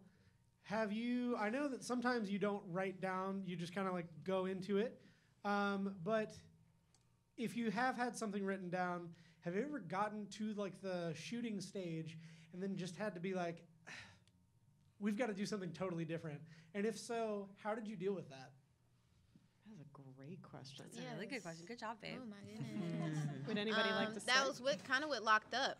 we had a script that night, and when we was going over, I looked at it, I was like, man, this is not gonna win. Sometimes you gotta be real with yourself. I mean, this sucks. Like, this is not a good script. And I'm telling you, it was not good. What I had was just like, oh, this is horrible. Even Sean, she's a great writer, and we all looked at it like, is this strong enough? Again, the story, you have to trust your gut. Like, is this really strong enough? Is this really good? And if you know it's not the best, scratch it. And then go with something else that you feel comfortable with and you can build and build. But it's okay to have something to scratch it and to start over. It's just a matter of time of, thinking out the box and really getting it done. But it's okay. Yeah, happening a lot. So. We hear that saying a lot in general, like it's kind of like a movie magic or whatever. But I think we all can kind of attest to, if you want to call it whatever, but sometimes things present themselves that didn't work for a reason or whatever, they fall into place. And kind of being ready to shift gears and go towards that and not like do the innate thing I think we all feel doesn't go, you're like you want to get like wound up about it. You got to try to like stay focused and it'll present sometimes something better. So 2 very quick examples. We shot once. I had a friend's son who was in it, and we had this scene in a grave. You were standing by like a grave site, and then his son started getting like too tired and worked up, so we literally just couldn't get him to do, and we had this other scene we had to shoot, so obviously it was frustrating, but we weren't upset with the kid, we understand, but you're planning a lot around it. We ended up lucking out, we're on the way to the location to shoot the next scene with this kid, and he couldn't make it, and we started calling around and luckily found another kid that looked close enough to him that we didn't even have to scrap and reshoot it, and we could have gotten more worked up. And then another quick one, we were working this one called Lost Art, and my dad again was acting in it, and he was supposed to be an artist, but we didn't have enough art pieces, and we're like, we're gonna have to really put together a bunch of stuff. So we were getting ready to do that, and by chance, 2 guys show up at the door, never usually answer. I open the door, and they're like asking about where something's parked, and so I start talking to this guy. He's a world-renowned painter, and he had painted stuff with us, so we were able to utilize it. But both those times, my innate thing directing it was wanting to be, what the, but I was like, all right, hey, this is cool. And then luckily trying to stay the course, things will work out. So you just kind of take what you can and try to keep, just keep positive energy. That's really the best thing I think you can try to do. Positive energy, and it sounds like you're just incredibly lucky, too. It's the positive energy. Yes, it is. It is the irony, real quick, too, for the 48, too, a lot of the ones I've done have been not comedy, but my background's mostly comedy, and it's kind of funny timing that it works out. Like, you made a comment once, you're like, yeah, you really take some serious subject matters on it, and somehow I think that's what works. But it's I'll tell you guys a tip: if you definitely add comedy whatever you're doing, the 48 definitely nods way more towards comedy than most other genres. Generally, you can do a lot of genres, but they'll like a good laugh, and I think we all know that because it's fun. So yeah, trying to make light of the intensity that it is a really good idea. Yeah. I think with that question, a lot of that has come from that pre-production process of when we're writing the scripts, when we're throwing out ideas. Because there was one, I mean, you can talk about it, where we had committed to time travel before we had switched over to soap opera. Yeah, we've gotten time travel a few times from a few different timed competitions, and every time we almost go with the same idea. I don't know if I should even say it. We call it Crap to the Future, and it's a movie where every time this dude poops, he travels forward in time a random amount of time. And when it's late at night, every time we're like, "This is a good idea. We're gonna do it this time." And then we're like, we get close. Yeah, we get really close. Every time we get closer, and then we're like, "No, we can't do that. We're not doing that." So that was one. And then I think even with Widow Me This, with seeing the script, it's like, with soap operas, it was Andy and James, and we had some others helping write that like, it's not meant to be written so well. We was trying to really commit to that genre, and so it took me probably a lot longer than James and Andy to see what they were seeing, because I was like, I don't know about this. I thought I had doomed the group for a long time, and that one, we will even say, until we put the music stings in it, it was not good.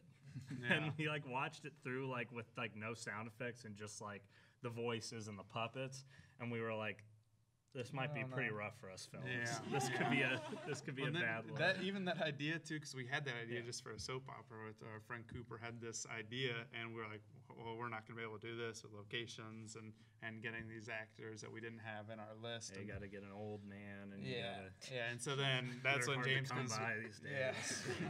Well, James comes back in and said, well, we could do this idea if it was sock puppets. That and was so my. then- That was how yeah. I got him. Yeah. So I was like, this idea's pretty great. We Yeah. can pull it off with sock puppets.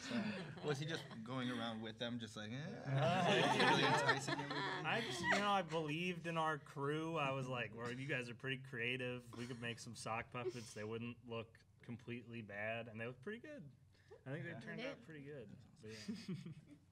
I've never, with the 48, with the 2 that I've done, there's never been a situation where we scrapped something major on set. But with 2300 Newtons, there were a lot of script changes, from what I recall, a lot of script changes that just kind of happened spur of the moment. Like, everything happened so fast that something could like sound pretty good on paper, and then it doesn't really work when it's out loud. And I think that's kind of just like the nature of film anyway. I think that happens quite a bit. But I just remember David being like, yeah, no, that's not working. Could you try like this? And I'd be like, sure. And then the next take I would just do it, and he's like, wow, you just did it. And I was like, yeah. Yes, yeah, that's why I'm here. I'm here for you. I'm here for you. Make as many changes as you want. He was just like, cool. And so once he figured out that I could do that, then we did it more. I was like, dang, I need to mess up my lines more. And then I remember that the next year with ISFL, we weren't on set when a big change happened, but Jessica had written an entire script. The way the team of writers worked was they kind of worked independently at first, and then came together with ideas, and then kind of took it from there. And she wrote an entire script and brought it to the team who had not written an entire script, and they did not like it. They didn't like it, and she really loved it. And I had already seen some of it, and I really liked it too. And she just had to trust the team and scrap it entirely and do something completely different. It's supposed to be this like spooky Black Mirror type thing, and then we ended up doing this like goofy like a couple on a date making out type thing. It was totally different. And that was hard for her, of course, right? But you just have to be ready to make a big change and totally pivot and just trust that it's all gonna work out. Do we have any other questions from the audience? Hello. My question is, I know with people, we deal with fear of failure. So with being a filmmaker, how do you overcome thinking, okay, you know what, I might fail on this one, but then I'm gonna try again next year. So what is your motivation to keep on going? Incredible. I think that's one of the benefits of the 48 is that it kind of has, I'm not saying you want to do this, but it has built-in excuses if it isn't perfect. You'd be like, oh, we had time. You shouldn't do that, but that's kind of part of why it is. It's this to this, and there's a lot of room for things to not go perfectly, and that's you kind of know that going into it. Now, if you wrote a film yourself and you spent like 10 years working on it, and then you put it out and then everyone just like hates it, that's, and you still have to overcome that. I feel like you'd kind of be a little more hurt because you're like, I literally had as much time as I needed. But here, it's kind of one of the, lack of better terms, beauties of how it works. So you can just kind of, we did 2 days, we can kind of put that aside and move forward, And it's scheduled too. The fact that it's like it's gonna happen on this day, it kind of like if you're in a tough spot. Like I know we've had times when we're like exhausted, worn out, and like typically we wouldn't be getting up and making another short film that weekend. But because it's like this is when the 48 happens, you can't do it any other weekend. We're like, well, all right, let's do it. Yeah, and I think a big motivation is like the people that you bring around you as your team, because we've had so many people that like every time like, hey, when's the 48? We want to do it again with you guys, because it's about like if you create that fun environment and that time where like no matter what, like how tired you were or what you've gone through, or then it's a lot more fun to just do it like with your friends and with your family. And so, and in that same thing with that fear of failure of like if you try something new, like if I tried writing one when I haven't done that much writing before, and if it doesn't work out, then taking that, like, okay, well, that's okay. I'll try something else the next time, and letting everybody else try that new thing. Have the right group around you that's not going to be like Alex friggin' screwed up the writing. Open, honest, and then that communication about it. A lot of it comes back to like what you said with the trust and everything. And I know, like, I promise this isn't. I'm not a sponsor. This isn't a paid sponsorship. But I was talking to like a friend of mine recently who was like, man, it's like once you get like out of college for a few years, it's like hard to make new friends. He was like, how do you do it? And I was like thinking about it. I was like, you know, almost all of my friends that I've made since I've gotten out of college is through the 48, because every year we'll have a friend bring someone they know who's like, this person likes to make movies. Can they join the group? And we're always like, yeah, for sure. And so that's how I've met like all of my friends since I've gotten out of college. Very bonding experience. Yeah, exactly. Once you go through a 48 with someone, you are bonded whether you want to be or You'll not. see their bad side. They'll show up and they break up and they need to stay at your place for a couple years. And, you just have to. Facts. Well, one personal little story. So it was one film festival that I did, and we submitted something, but it was because I just didn't feel like it was just the best, you know. It just wasn't good, and I was just like, I didn't like it, and so many things that happened. I was like, you know what? I told everyone I apologize, wasting their time, blah, blah, blah, but I submitted something. And so that taught me to not quit, not to give up when it doesn't go your way, because then, like, me personally, I feel like you unconsciously open a door to, like, build this whole, you start to build a pattern, you know? You like, you're not gonna finish this. So I'm like, oh, okay, this get tough. I won't finish this. And then you do another project, like, oh, this is getting tough. Okay, I won't finish that, you know?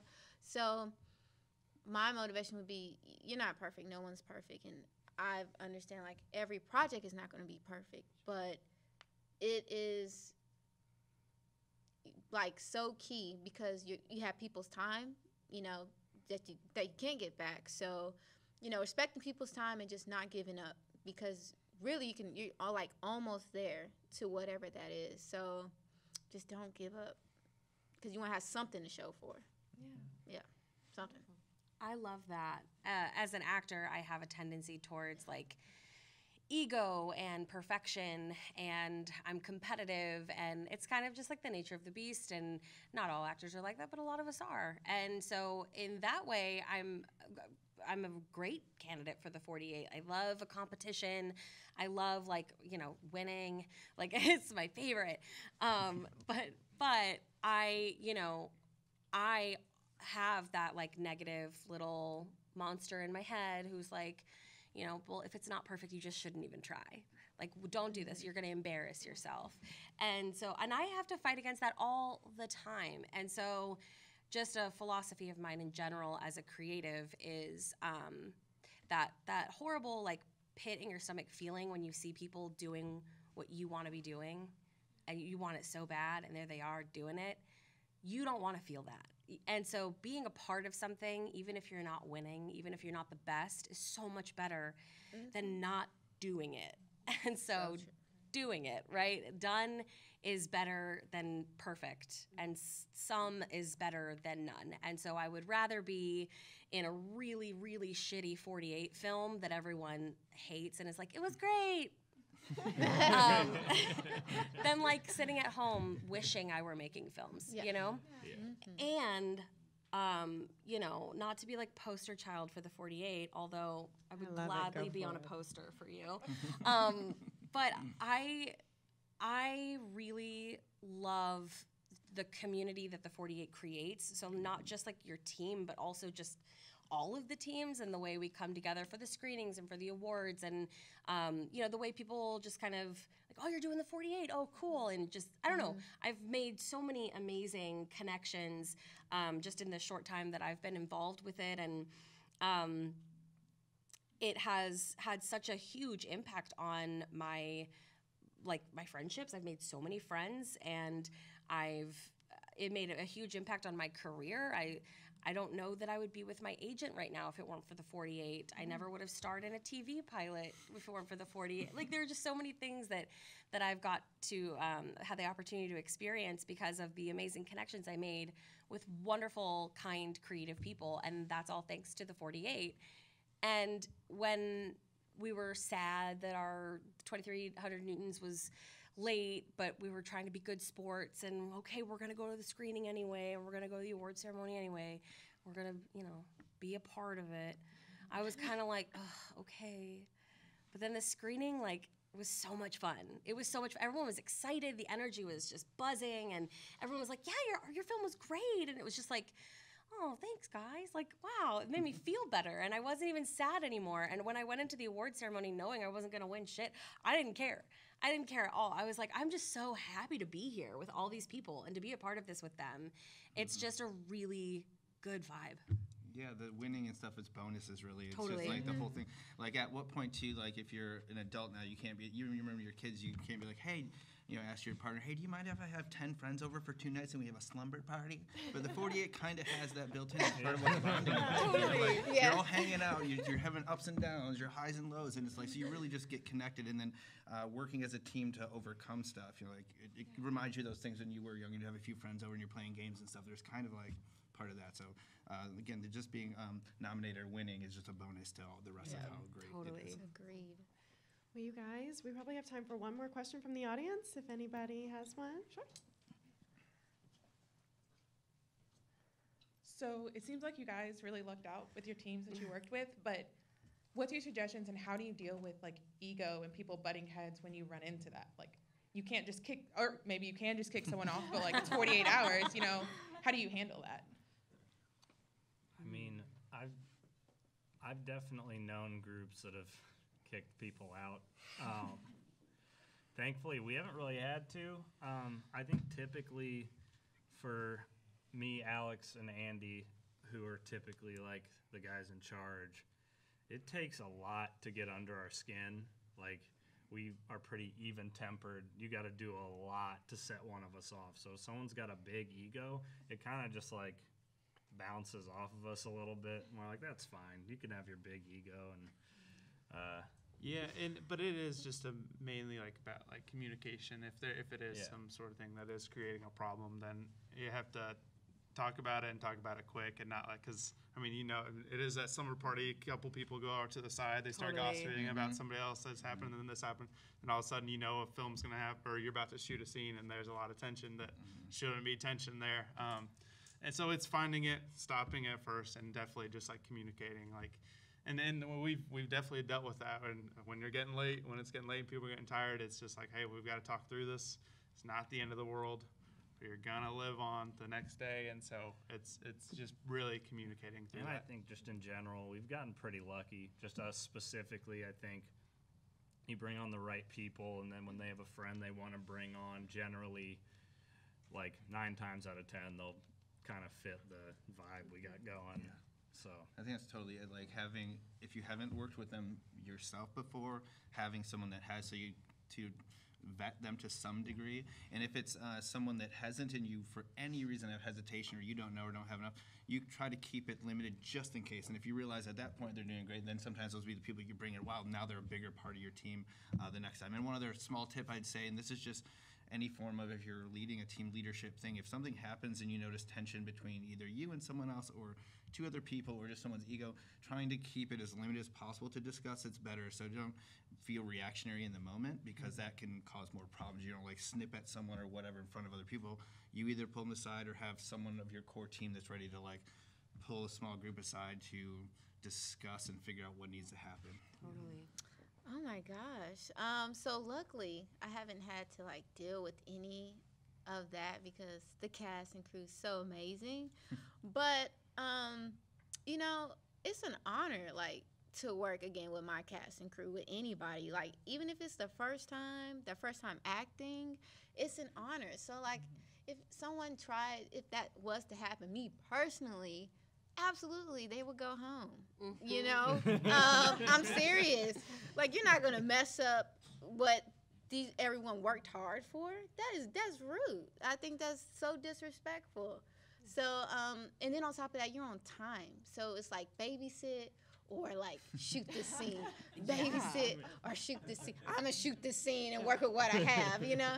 So, you know, it's all about sometimes it's all about a fit. It doesn't mean some people can work with egos and find a way to stroke it, but when you're in a time crunch, I just don't have time to stroke it. To that point, having so you gotta go. Exactly. To that point, having a really good AD is Yes. so key. Someone who's not scared to be like, "Hey, we're not doing that. We got to move on." You know, like just to keep everyone in line. Because I think when you've got a lot of talented people in one room, everyone kind of a lot of times does take turns having a big head.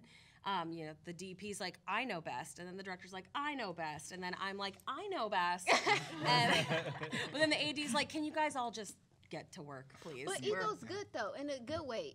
There's nothing wrong with ego. Like you gotta know that you know, you know, but not that you know and you don't know, but you act like you know. I don't have time because then everybody doesn't know. You know? So, you know.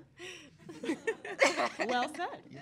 All right, you guys. Well, I cannot believe our time is up. I have had so much fun talking with all of you so quickly. We literally have 1 minute left. Can we just go down the line and you guys say where, we just watched some incredible work that you guys did. Where can people find out more about you? If you can just give us a handle or a website or just something so that they can find out more about you. Yeah, so you guys can find out more about me on Instagram. Jasmine_SHUBEY, Shubey. No E, Jasmine. Yeah. Awesome.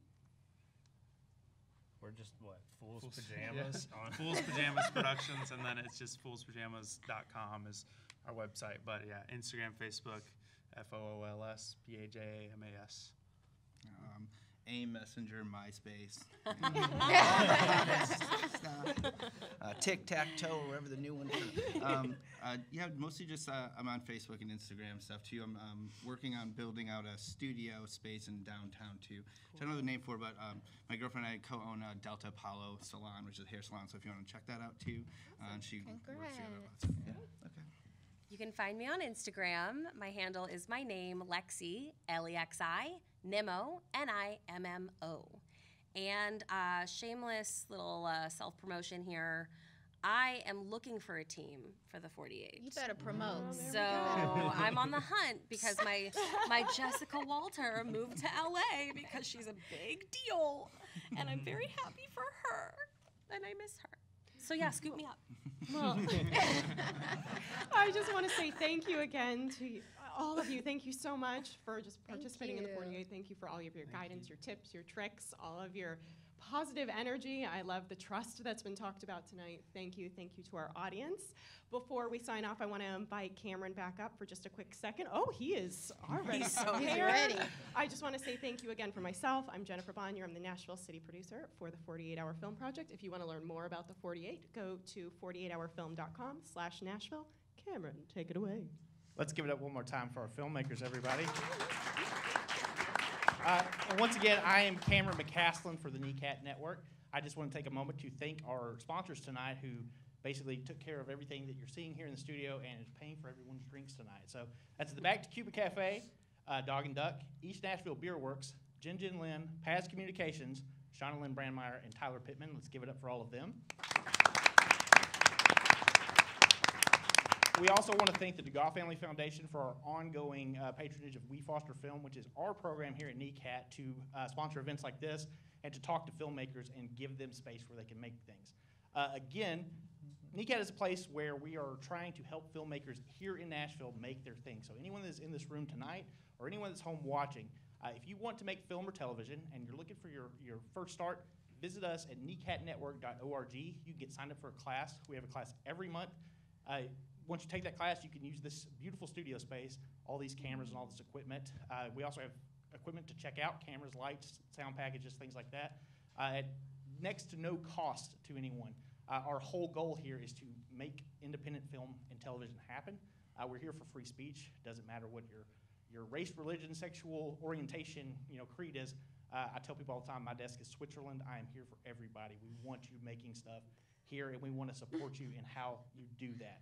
So please, we're about to sign off the air for all of our home audience, but we'll be here for about the next hour pouring drinks and having fun. We encourage you all to talk to each other. There's a lot of filmmakers in this room. I see a lot of old faces and new faces. I want to meet you all. But again, I'm Cameron McCaslin for the NECAT Network. If you want to make an ongoing or one-time donation to the NECAT Network, visit us at necatnetwork.org. And again, Cameron McCassin signing off from Nashville, Tennessee. Good night.